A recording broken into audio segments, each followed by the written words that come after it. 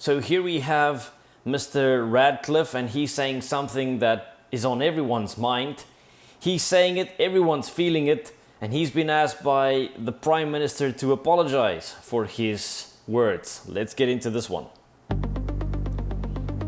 Co-owner of Manchester United Football Club, Sir Jim Ratcliffe, has unleashed on the state of the UK, saying it has been colonised by immigrants.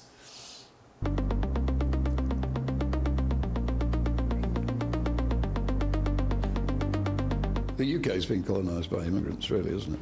I mean, the population of the UK was 58 million in 2020. Now it's 70 million.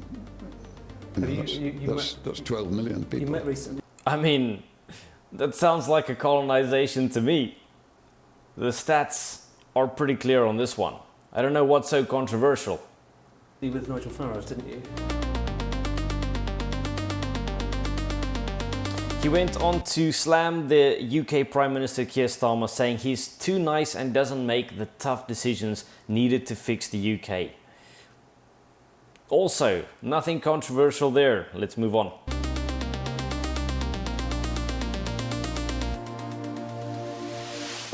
If you really want to deal with the major issues of immigration, with people opting to take benefits rather than working for a living, if you want to deal with that, then you're going to have to do some things which are unpopular and show some courage. And has this government done that? No, I think I don't know whether...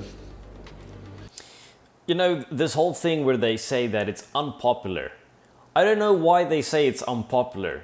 Like, the mainstream media, or perhaps the leading class, led us believe to this idea to be unpopular. But who has been voting for my immigration? I can't think of people voting for immigration. I think people are voting against immigration and these immigration policies. But the governments are just letting people in all the time. So I don't understand who's voting for this. It's not a popular idea to let people into your country with different ideas from your own who don't respect the laws from your country. So it's like, it's not even a popular idea, or an unpopular idea to have stricter immigration and perhaps do de-immigration. I don't know whether it's just the apparatus that hasn't allowed Keir to do it, or he's maybe too nice. He's a nice, I mean, I know Keir, he's a nice man, I like him. It's a tough job, and I think you have to do some difficult things with the UK to get it back on track, because at the moment I don't think the economy is any good. You can't... There's a big difference between a nice man and a good man. Everyone says nice things about Keir. He's a nice guy. But he seems to be a pushover at the highest level. You can't have an economy with 9 million people on benefits and huge levels of immigrants coming in. I mean,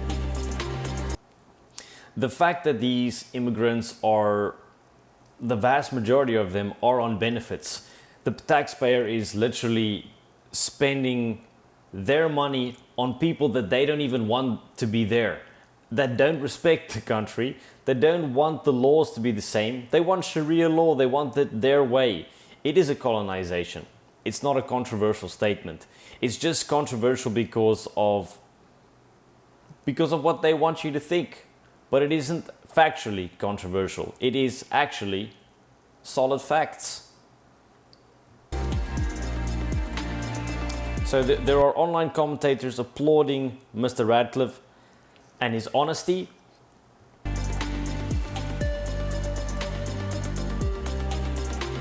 Lord Mongrove, it's unusual for someone that rich to be so honest. Good for him. It's so unusual for someone that rich to be good and honest. Actually, it's just unusual for someone that rich to be so honest. Good for him. It's a crazy statement.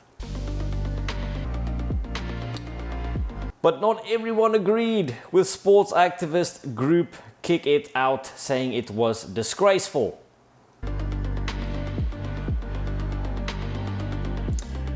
Kick It Out. Sir Jim Ratcliffe comments are disgraceful and deeply divisive at a time when football does so much to bring communities together. What has bringing communities together to do with immigration and your country being colonized? I've heard this preposterous statement from football associates that, oh, so many of the players are immigrants. There's a difference between an immigrant and an expat, a professional expat that is there because of their exploits and their profession. A huge difference, especially if your taxpayer dollars and your hard work is caring for these people. Ridiculous.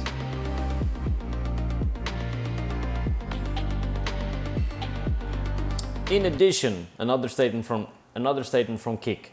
In addition to the inaccurate figures mentioned, it's worth reminding him that Manchester United has a diverse fan base and plays in a city whose cultural history has been enriched by immigrants. Enriched? I think they're glazing immigrants. I do not believe that the great history of Manchester United has been in any way bolstered and improved by the immigrants. I actually think it's the opposite way.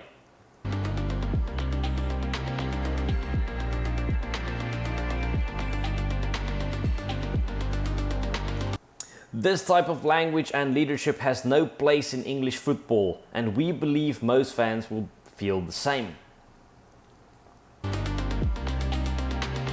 You're wrong. You don't know how most fans feel. You guys are, after all, quite detached from normal life, it seems.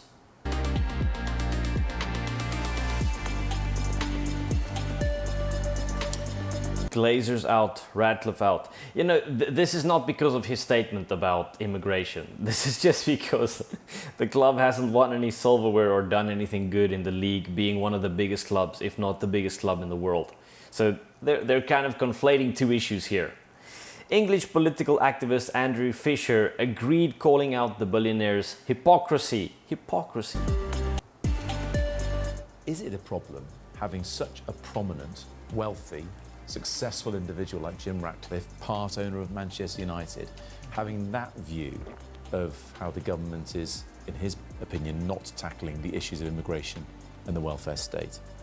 Well, he's ignorant of both, isn't he? And is he successful? He's got lots of money. He's a billionaire. Does that make him successful? But it does employ a lot of people as well. He sacked a lot of people as well. He closed down Grangemouth and put them all on benefits. So if he's talking about people on benefits, you know, he better not lay off British workers. And if he was interested in that, he would pay his taxes here rather than moving to Monaco. If you pay your taxes in a country that wants to put your taxes into a cause that you do not believe in, good on Mr. Ratcliffe, taking your money and putting it where your mouth is. If he's saying that I don't like the immigrants here, I don't like these policies, and I don't stand for it, I'm gonna put my money in a different country. I believe before that he was paying in excess of 100 million pounds of tax a year in the UK, which is far more than this guy can say. Anyway, let's keep cracking. And living in a tax haven. In 2010, he moved Ineos's headquarters from Hampshire abroad to avoid tax, I think to Switzerland. So I don't think he's got a very good record to start speaking on these issues himself when he doesn't pay his way in society. We've had waves of migration to this country, and all the statistics show, overall, migrants are a net economic benefit to this country.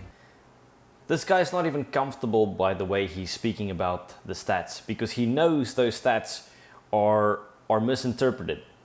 When you have 9 million people in a country that are on welfare, of course, they're going to spend some money here and there. They're going to have there's going to be a circulatory effect of money. However, the general population have less money. Their spending power is down. Economics seem on some small, very tiny factor margin to be going up. But if you look at how much increase in economy there is and the increase of population, there is no balance. It's actually completely off kilter. This guy is way off in his statistics. Now, for him to start attacking that, I mean, with completely incorrect figures, which I'm glad you corrected, is appalling, really. It's just whipping up division at a time when actually we need to be bringing people together. So, no, I think he's just... The people who sow division are the exact people that say we stand for togetherness. They preach togetherness, they sow division. That's their game. Displayed his own ignorance of things and just shows just because you've got a lot of money doesn't mean you know what you're talking about, frankly. Head of Police for Reform UK, Zia Youssef, doubled down on Ratcliffe's sentiment, saying his point is absolutely valid. They need some reform for sure. Well, so Jim Ratcliffe has said that he believes Britain has been colonised by immigrants, and while some people might take issue with the bluntness of the language, I mean, Ratcliffe's always been a pretty blunt person. I think the point that he's making is absolutely valid. You have, over the 14 years of Tory government, it was 14 million people who arrived in the country gross, around 6.5 million people net. And, you know, look, I'm obviously the son of immigrants. No one knows better than me the invaluable contribution immigrants have made historically. But again, it's the sheer numbers, and it's also the motivations for people coming. You know, that guy speaking as an immigrant who sees it clearly, who speaks about it in a beautiful and eloquent way himself. He sees the benefits that the country, the beautiful country of England has presented him. He's grateful for what that country has done for him. And in return, he wants to protect the culture, the country, everything that it stands for. Fantastic. Sir Keir Starmer didn't let the comments go unnoticed, swiftly demanding an apology from Ratcliffe, calling it offensive and wrong.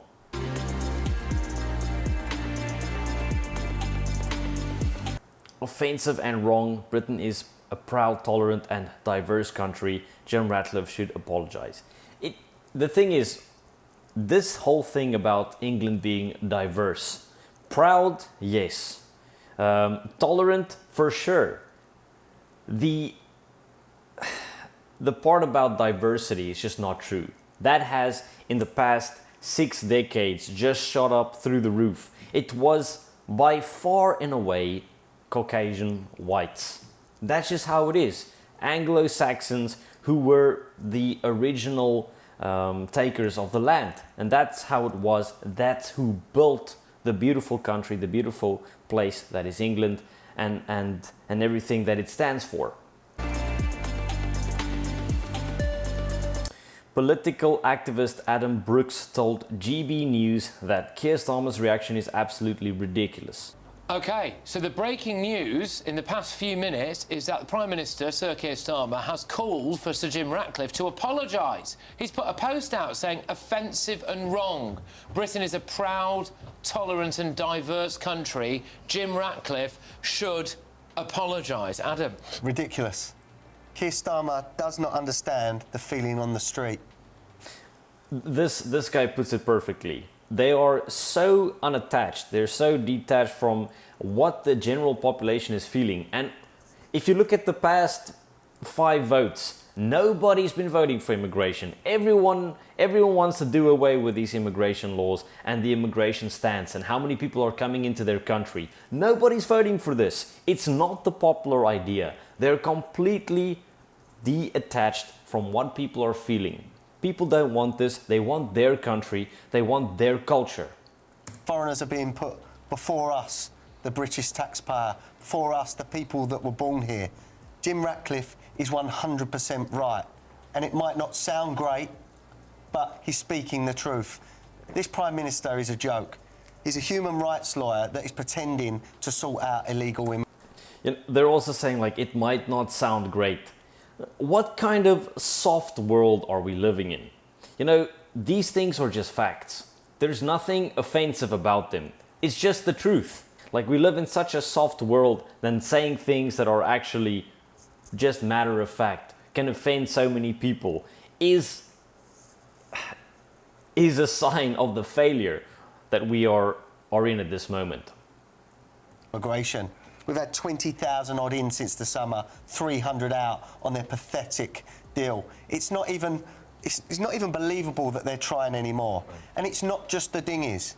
They're coming over on lorries as well. Young Abby Johnson, that we know, that was sexually assaulted by an Iranian, came in on a lorry in 2024. Yeah. They're taking over the country. They don't respect the laws. They're doing outrageous and awful things to the young people, to the young girls, and women in general. These people do not belong here. The taxpayers should not be putting up with this. There needs to be something done. This is reaching a boiling point, especially in the United Kingdom. I hope they can change it. And as you see, it's becoming more and more common for people like Mr. Ratcliffe to come out and speak freely about this. There's a reason why.